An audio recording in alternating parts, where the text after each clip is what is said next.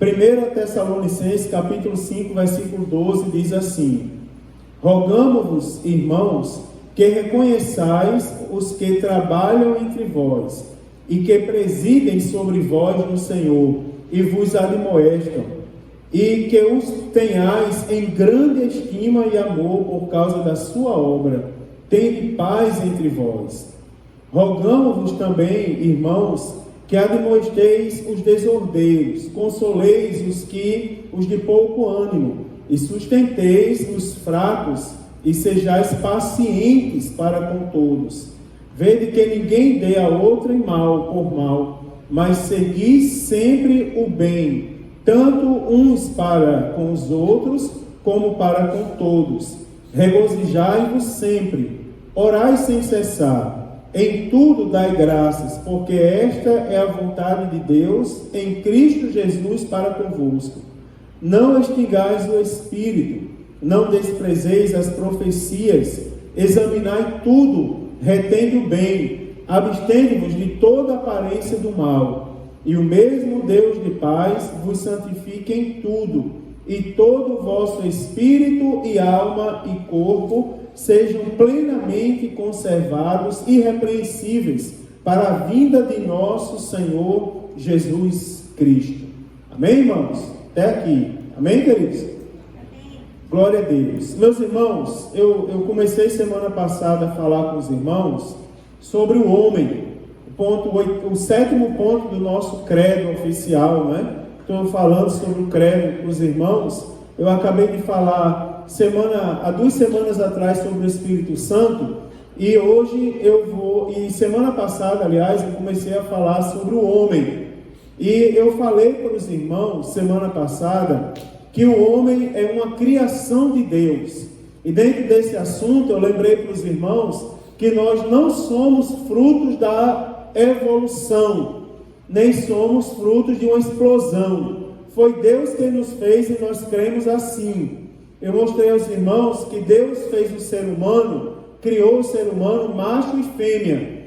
E eu disse aos irmãos que essa parte de macho e fêmea, nos dias atuais, gera uma certa discussão, porque os irmãos sempre lançam essa verdade como fazendo menção aos subgrupos, né? Deus fez macho e fêmea, e aí fala para alguém: você está errado por isso, você está errado por aquilo. Aí eu disse: irmão, vamos deixar de falar mal dos outros uma vez, e vamos falar um pouco da gente, porque se Deus fez macho e fêmea, é porque macho tem que ser macho, e como macho ele tem as responsabilidades de homem, né? Tem as responsabilidades de macho. E eu falei algumas para os irmãos. Por exemplo, no casamento, o homem é o sacerdote do lar, o homem é o mantenedor da casa, não é? O homem, ele tem uma série. Você observa que as mulheres faziam parte do contexto apostólico. Em algumas passagens bíblicas, tinha as mulheres trabalhando na ornamentação, no preparo do bem-estar dos apóstolos, de Jesus Cristo. A gente encontra Jesus Cristo sentado, ensinando, e uma mulher vem lá com um vaso e quebra nos pés de Jesus, não é? Ou seja, as mulheres estavam lá. No livro dos Atos dos Apóstolos, os que ouviram o mandamento do Senhor foram para onde habitavam os apóstolos em Jerusalém, e eu disse aos irmãos, estavam lá aonde habitavam os apóstolos, juntamente com as mulheres, e também Maria e os irmãos de Jesus. Ou seja, as mulheres estavam lá, mas Jesus colocou uma carga pesada e responsável sobre os ombros dos homens. Ou seja, a gente precisa saber que nós somos criação de Deus e temos responsabilidades. Por exemplo, quer ver exemplo maior do que depois do pecado? Depois que o homem pecou, que houve consequência para o homem, houve consequência para as mulheres, para a natureza, por exemplo, não é? Houveram várias consequências. Por exemplo, o homem, do suor do teu rosto comerás. Ou seja, o homem tem que trabalhar. O homem não pode ser preguiçoso, não é? É até uma polêmica uma vez que eu estava pregando para jovens obreiros, e eu estava dizendo para eles: o povo tem história de você pastor porque não precisa trabalhar, então não vai ser pastor, não é? Porque pastor não tem hora para dormir nem hora para acordar. Então, aliás, tem hora para acordar, não é que dorme até tarde. É porque se não tem hora para dormir, meu irmão, às vezes quando vai deitando, aí o telefone toca e já tem que levantar e já tem que trabalhar. Então, se tiver preguiça para ser pastor, também não serve. Não serve para ser nada. A Bíblia diz que no suor do teu rosto o homem deve trabalhar. E para isso se sustentar. Teve consequência para as mulheres. A mulher, depois do pecado, que agora vocês sofrerão dores de parto, né, irmãos? Teve consequência para as mulheres. Tem coisa que é as mulheres que têm que fazer. Infelizmente fala de dor, mas é as mulheres que têm que ser a ajudadora do homem. Dizem que a mulher é o cérebro do casamento, tá certo? Mas de certa maneira tem razão, né? Às vezes os homens são meio desmiolados. Ai dos homens se não tiver a mulher do lado. Né? Obreiro, casado, sem a esposa, não vai muito longe. Deus sabia que Everton precisava se dar um rumo na vida e botou uma esposa abençoada, uma obreira do lado dele, que era uma obreira, né? Uma serva de Deus que sabe fazer a obra de Deus, muito inteligente, por sinal. Então, Deus sabe disso. As mulheres têm a sua responsabilidade também. Saber que foi criado o homem macho e fêmea é ser consciente das suas responsabilidades. Por quê? Quem criou e deu responsabilidades foi Deus. Não foi o homem da evolução, foi o próprio Deus quem fez isso. Mas isso é coisa da semana passada, né, irmãos? Eu falei também do livre-arbítrio. Falei que Deus deu ao homem liberdade de escolha. Lembra que eu terminei semana passada falando do Pato Donald? Eu nunca pensei que eu fosse falar isso no culto de ensino. Mas eu disse, está lá, o Pato Donald, né? O pato que é o pato vestido de anjinho e o pato vestido de demônio, né? Quem é da minha época, super-herói da minha época, não era o Jiraiya, o Lion, né? O Goku, né? Não era esses caras aí não, era quem? Era o Pato Donald mesmo, né? E aí tinha lá um patinho do bem e um patinho do mal, mas a escolha de fazer o bem e o mal é nossa. O bem e o mal está lá, mas quem escolhe praticar o bem e o mal é a gente, né, irmãos? E a gente sofre as consequências da nossa escolha. E eu falei para os irmãos acerca do livre-arbítrio. Em continuidade, hoje, né, para dar continuidade hoje, antes de entrar no assunto, eu quero mostrar aos irmãos uma coisa interessante. É porque a Bíblia diz assim, ó. A Bíblia diz, no versículo 14 que eu li hoje, diz: rogamos-vos também, irmãos, que admoestei os desordeiros, consolei os de pouco ânimo, e sustentei os fracos. Aí, quem lê até aqui diz aí, tá vendo? Tenho razão, tem que admoestar os que estão fazendo desordem. Mas o mesmo versículo diz assim, ó. O mesmo versículo diz: e sejais pacientes com todos. Né? O versículo é perfeito, ele não manda ninguém brigar. Ele termina dizendo: e sejais pacientes. Aí o versículo 15 diz: vede que ninguém dê a outro mal por mal. E aí, irmão, se alguém está faltando com desordem, eu vou chegar e bater e matar? Não, ninguém dê mal por mal, mas seguir sempre o bem, tanto uns para com os outros, como também para com todos. Né? Eu recebi um áudio, eu estava ontem numa reunião importante, e vi quando o meu celular tocou, eu não pude atender. Sabia quem era, mas eu não podia atender, porque estava no meio de uma reunião, sinal eu estava falando na hora. E o assunto era confidencial. Nem convém que eu diga que reunião era. E depois a pessoa mandou alguns áudios ali, mas cada áudio tinha 5, 6 minutos. Mesmo colocando naquela velocidade ali de 2.0, não dava para ouvir, ia ficar deselegante na reunião com o celular, né? Aí eu só fui ouvir hoje, porque depois eu fui para a reunião dos obreiros, depois fui resolver outras coisas e tal, só fui ouvir hoje. Aí o tom do áudio era assim: pastor, tentei ligar para você não atendeu. Tentei falar com o pastor não atende telefone. Tentei mandar o WhatsApp, o pastor não leu o WhatsApp. Daí eu estou mandando essa mensagem, descascou, né? Só faltou chamar palavrão ali, mas nas entrelinhas eu entendi bem o que o irmão quis dizer. Daí eu respondi bem assim: paz do Senhor, querido, obrigado por ter me avisado. Aí o irmão respondeu: amém, pastor, o senhor é uma bênção. Digo: mas já pensou? Sujeito depois de me xingar, veio muito. Mas você observa a maneira como se responde, né, irmãos? amontoando brasa de fogo. E está aqui, é um mandamento bíblico, não é verdade? A Bíblia diz assim: segui sempre o bem, tanto uns para com os outros, como para com todos, né? Já ontem o pastor Sérgio reuniu os pastores e disse assim: olha, vocês pastores têm uns pastores briguentos.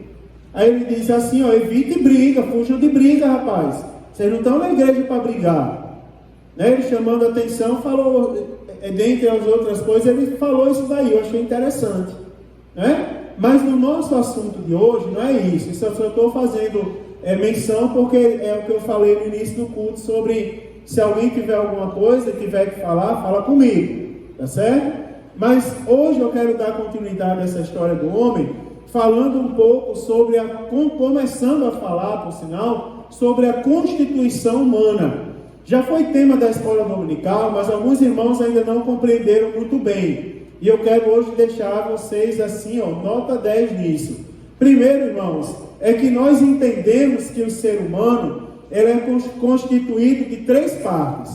Uma parte chamada física ou material e uma parte que não é material, tá certo? Uma parte espiritual, tá certo? Ou imaterial. A parte material ou física da composição humana, da constituição humana, é o corpo. Eu vou explicar um pouco para os irmãos sobre o corpo. A parte imaterial do homem, tá certo? Também pode ser chamada a parte espiritual do homem, é a parte que não se toca, é constituída por 2 partes, alma e espírito, né? Isso os irmãos já sabem. Como exemplo disso, nós temos o próprio Jesus Cristo, né? Jesus é o nosso exemplo. Na leitura que eu fiz hoje com os irmãos, diz assim: e o mesmo Deus de paz vos santifique em tudo.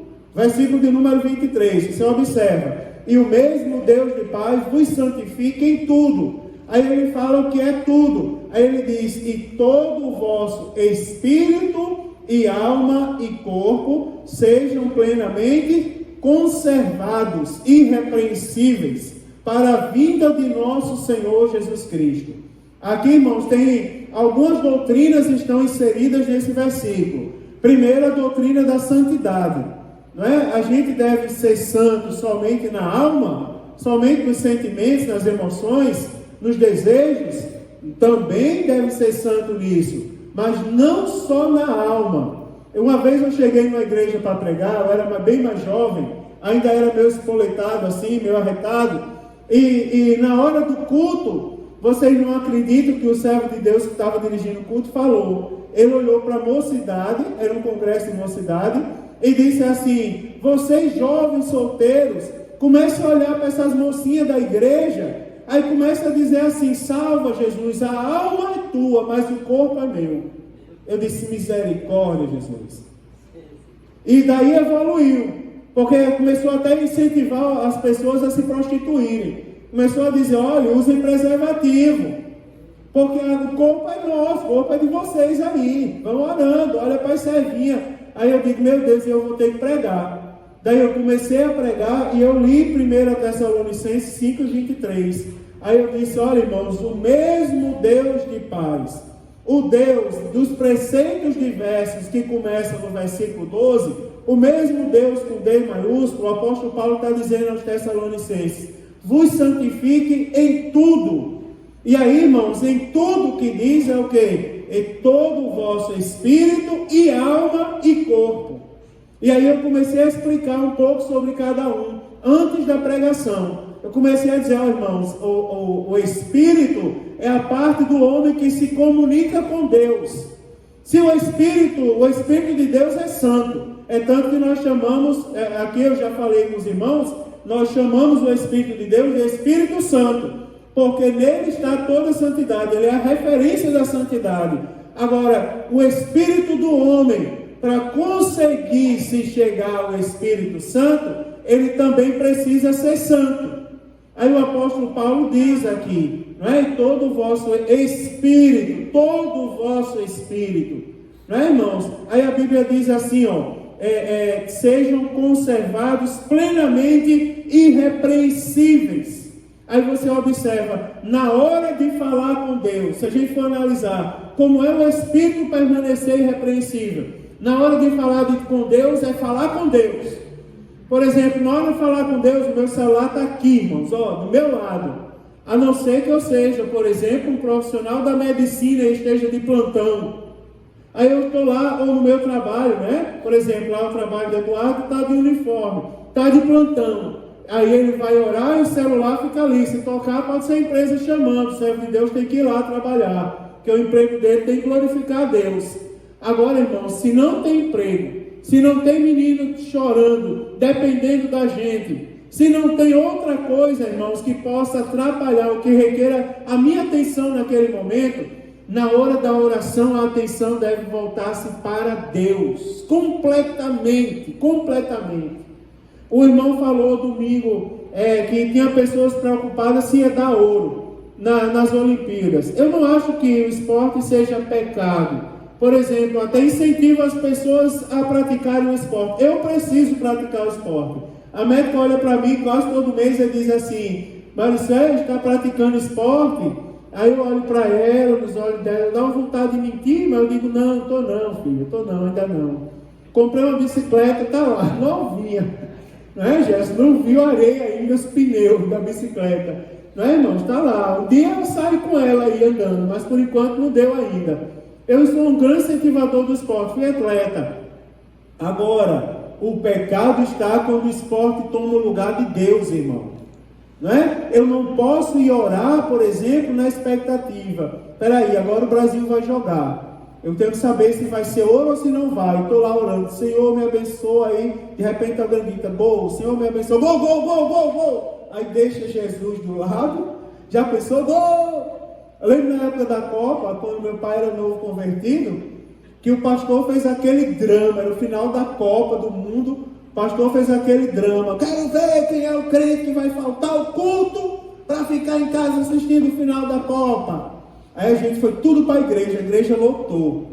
Começou o culto, ninguém dava um glória a Deus. Todo mundo naquela expectativa, naquela pressão, né? Você sabia que o coração do povo não estava no culto, porque a maioria não dava glória a Deus.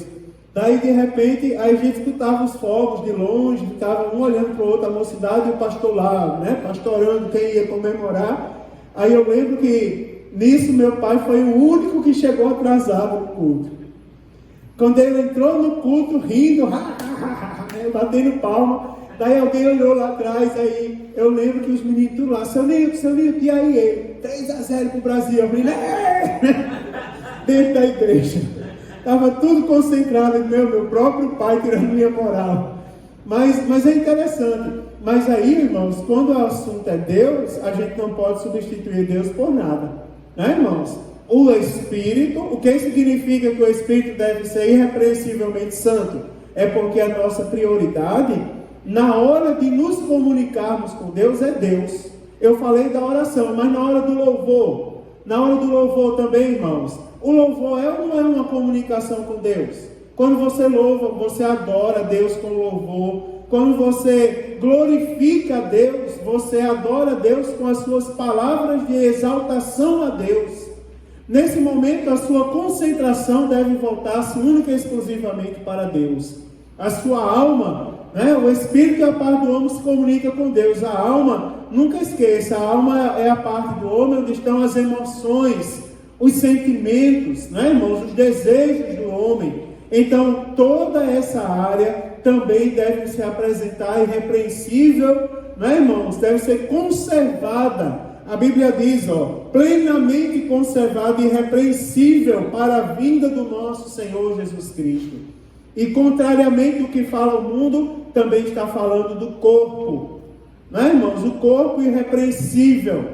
Não é, irmãos? O corpo sem mácula. Mas, pastor, eu trago marcas do corpo da época que eu não era crente. Tudo bem. As coisas velhas passaram. Mas agora tudo tem que ser feito o quê? Novo, né, irmãos?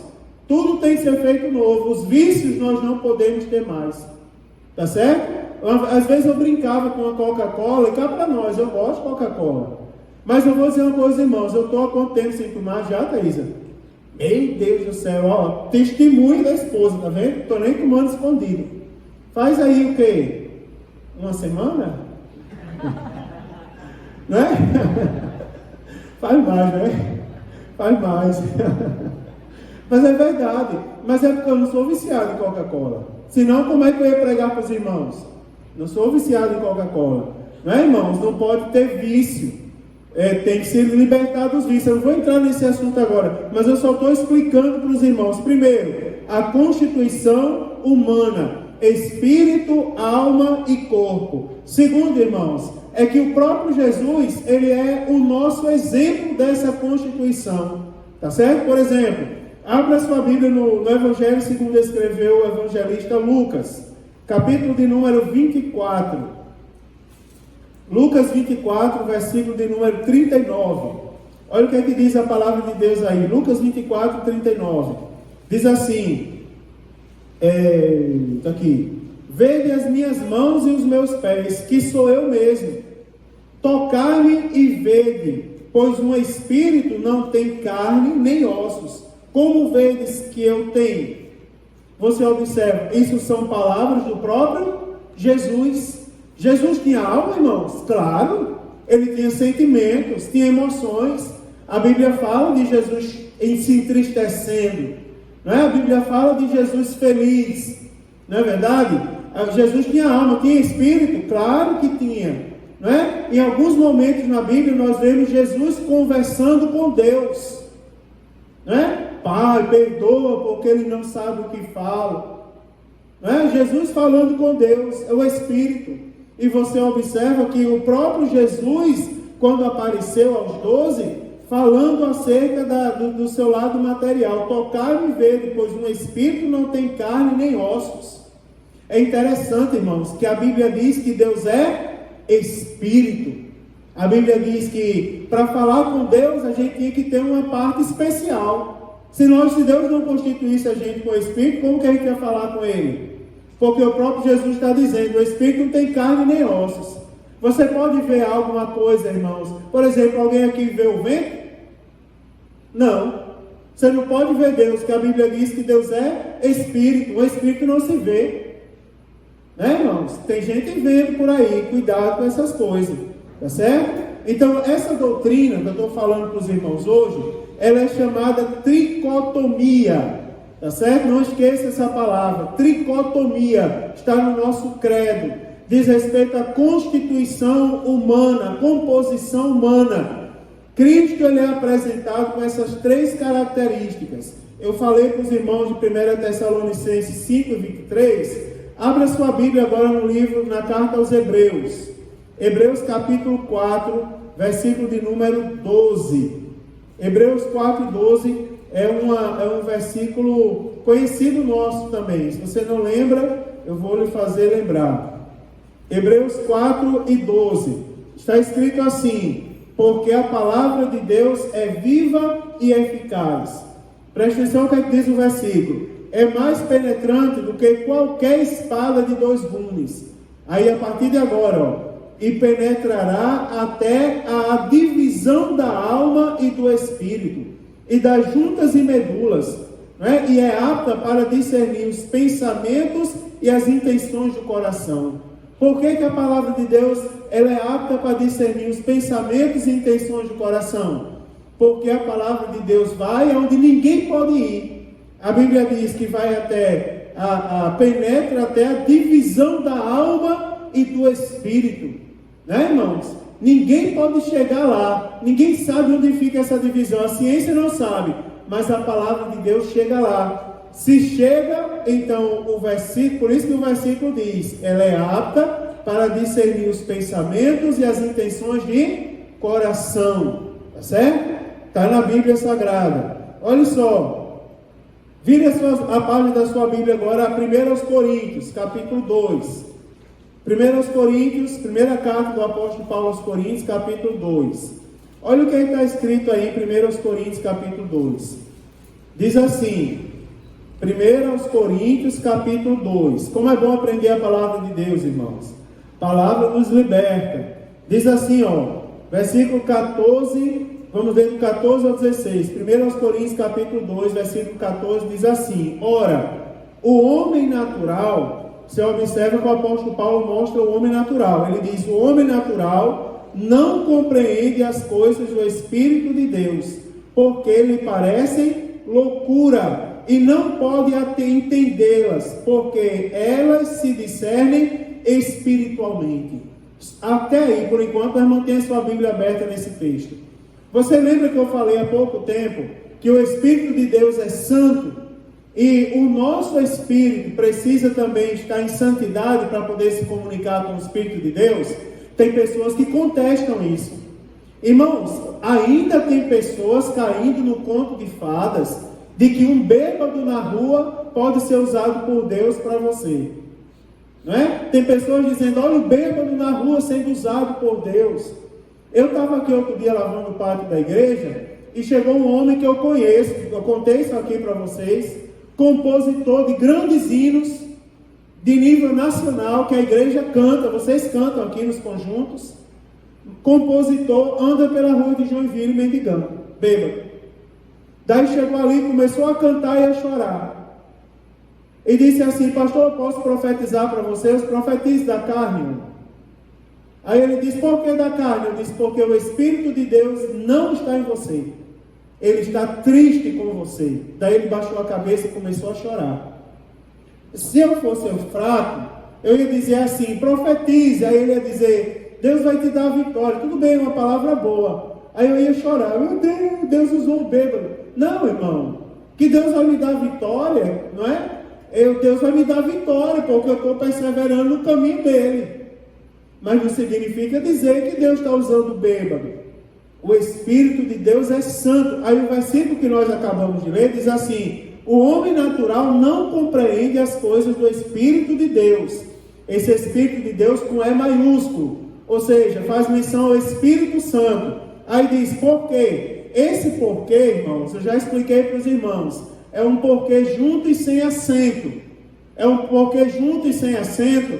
Ele é utilizado na língua portuguesa para dar uma resposta, uma explicação, não é assim? Aí diz lá, ó: o homem natural não compreende as coisas do Espírito de Deus, porque lhe parecem loucura, e não pode entendê-las. Sabe por quê? Como não pode entendê-las? Porque elas se discernem espiritualmente.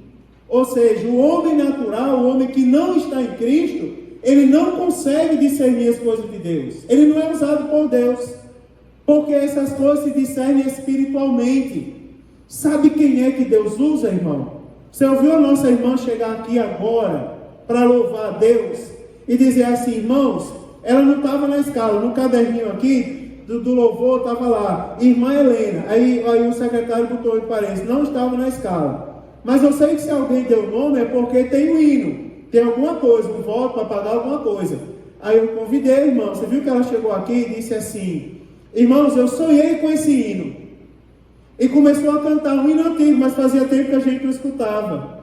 E é um hino que toca a gente, não é? A ditosa cidade deve ser linda, se eu pudesse eu iria para lá agora. Não é bonito? Se a gente começa a cantar, já começa a se alegrar. Sabe quem é que Deus usa? São essas irmãs da igreja, que estão no círculo de oração orando. É ou não é, irmão? São essas irmãs que estão em Cristo. É por isso que Deus usa o crente mais simples da igreja. Você quer uma explicação para isso? Está aí a explicação. O irmão mais simples que tem na igreja, mais simples que eu digo materialmente. Você olha para ele, não tem estudo, não tem uma roupa bonita para ir para a igreja, mas é uma pessoa que está perseverando em Cristo. Está em espírito, é uma pessoa espiritual. Aí Deus usa essa pessoa. Por quê? Porque ele não é um homem natural. Aí o versículo de número 15 diz assim, ó: mas o que é espiritual discerne bem tudo, e ele de ninguém é discernido. Não é interessante isso? Versículo 16: porque quem conheceu a mente do Senhor quem conheceu a mente do Senhor para que possa instruí-lo? Mas nós temos a mente de Cristo. Você observa que Jesus, o apóstolo Paulo, Em 1 aos Coríntios, ele apresenta para a gente a diferença entre o homem natural e o homem espiritual, mostrando para a gente que o homem é muito mais do que carne. Nesse caso, ele está falando do espírito, né, irmãos? O termo que literalmente quer dizer pertence à alma. O homem carnal, né, faz distinção entre o homem carnal e o homem espiritual. Irmãos, por essas passagens do Novo Testamento, a grandeza, a natureza humana consiste numa parte externa, que nós já sabemos qual é, o corpo ou a carne, e numa chamada homem exterior, e numa parte interna, chamada homem interior, que é composto por alma e espírito. Só para eu adiantar o que eu vou falar na semana passada, ou na próxima semana, que eu vou falar na semana passada, que eu vou falar na próxima semana, eu vou começar a falar um pouco sobre o corpo. E aí eu vou dizer uma coisa para os irmãos. Sabe o que é o corpo? O corpo, ele é o invólucro do espírito e da alma. Né? O corpo é importante, é muito importante, irmãos. O apóstolo Paulo, ele chega a lembrar: ou não sabeis vocês que vocês são templo de Deus e morada do Espírito Santo. Eu falei para vocês, não tem muitas semanas, de um irmão do curso de teologia, que eu fiquei com medo da resposta que ele ia dar para outro, porque ele tinha um Ford Ka daquele mais antigo, que tinha uma plaquinha de que ele era feio, não era? Eu vi outro dia na BR que tinha uma plaquinha assim: eu sou feio, mas estou pago. Achei interessante aquilo ali, né? Que era, né? Ford Ka, chamavam de feio, né? Aquele mais antigo. Aí o irmão grandão, mais alto que eu, foi entrar no Fordzinho Ka dele. O irmão disse: como é que você tão grande cabe dentro desse carrinho? Eu digo: ai, Jesus amado. A resposta do irmão agora, vai tirar o irmão do espírito. Aí o irmão disse assim: irmão, Jesus tão grande cabe no meu coração, quanto mais eu dentro desse carro. Aí eu respirei, né? Ele estava no espírito, né, irmão? Não estava na carne, não. Mas respondeu bem. Como que Jesus tão grande cabe no nosso coração? É porque o nosso corpo, né, irmãos, ele é o invólucro do espírito e da alma. Quer ver? Ó, abra sua Bíblia aí em Daniel, livro de Daniel, capítulo 7. Daniel, capítulo 7, versículo de número 15. Daniel 7, versículo de número 15. Olha o que é que diz aí. Ó, a visão dos 4 animais, né? Diz assim, ó, Daniel 7,15 diz: quanto a mim, Daniel, o meu espírito foi abatido dentro do corpo, e as visões da minha cabeça me espantavam. Você observa, o meu espírito foi abatido dentro do corpo. Aonde está localizado o espírito, irmão, e a alma? Dentro do corpo. Você observa que Jesus, falando sobre, lá no Sermão do Monte, ele diz assim: porque a candeia do corpo são os olhos. Aí ele diz: de sorte que se os teus olhos forem bons, no teu corpo haverá o quê? Luz. Olha que coisa interessante. Em outras palavras, se o teu corpo for bom, dentro dele vai habitar a luz. Ou seja, aí diz: mas se os teus olhos forem maus, dentro dele haverá trevas. Ou seja, se o nosso corpo for mau, será, irmão, que pode haver alguma coisa boa dentro do corpo mau? Se o corpo é mau, a Bíblia diz: dentro dele haverá trevas. Por quê? Porque o corpo, ele é o invólucro do espírito e da alma. E olha que a Bíblia, como a Bíblia é perfeita, porque a Bíblia diz assim: a boca fala do que o coração está cheio, né, irmãos? É assim, ó, lembra que a gente disse que a transformação sempre tem que começar de dentro para fora? É porque assim, ó, se dentro de você habita paz, seu corpo haverá paz. Você vai resplandecer a paz através do seu corpo. Se dentro de você habita trevas, o que é que vai expressar dentro de você, se não trevas? Não é verdade, queridos? Veja como a Bíblia ela é perfeita nessas coisas. Agora eu disse que ia terminar aqui, eu vou terminar. A parte física, por que a gente tem que ter cuidado com o corpo? Vou explicar para os irmãos e eu quero terminar aqui. Por que a gente deve ter cuidado com o corpo? Porque a parte física do ser humano, que é o corpo, é a parte que se corrompe. É a parte, irmãos, que envelhece. É a parte, irmãos, que é mortal. Tá certo? Vocês já observaram na prática, eu já falei isso aqui, não tem muitos dias também, que uma pessoa que se distancia de Cristo, ela fica feia. Lembra que eu falei isso? Você já viu que a Bíblia diz assim, que o coração alegre aformoseia o rosto, mas o espírito abatido seca até os ossos. Coração alegre, cheio de Cristo, o corpo é o que, irmãos? Formoso. Eu falei aqui outro dia, os irmãos riram, o pastor Sérgio chamando a atenção dos obreiros, dos homens, aí ele disse assim, vocês homens não podem deixar a mulher de vocês envelhecerem. Aí ele disse, porque coisa velha, a manutenção é mais cara. E às vezes nem tem a manutenção. Ele disse, não deixem a mulher de vocês envelhecerem. É obrigação de vocês manter a mulher nova, bonita, saudável. Né, irmãos? É interessante isso daí. Por que a gente deve manter o corpo bonito e saudável, irmãos? Porque o corpo é a parte que envelhece. É a parte do homem que morre. Não estou falando de vaidade, estou falando de conservar irrepreensível. É a parte que pode se corromper. Você sabia, irmãos, que a consumação do pecado, ela se dá com o corpo. Você já viu uma coisa? Que até pouco tempo atrás, em muitos lugares, o adultério só acontece quando há conjunção carnal. Se não houver conjunção carnal nem toque, dizem que não tem adultério. Pela Bíblia não é assim. Pela Bíblia Jesus diz que se no seu coração você almejou a mulher que não é a sua, você já cometeu adultério no coração. Mas para o mundo tem que ter a consumação. Tem um hino que diz assim, ó, isso é bem interessante, tem um hino que diz, o pecado não dói, é por isso que o povo peca. Se o pecado doesse, ninguém pecaria. Por que diz isso? Por que o povo peca? Porque aparentemente o pecado, ele vai fazer bem para o corpo. As pessoas que se embebedam, por exemplo, eles se embebedam porque eles dizem que se sentem bem bêbados.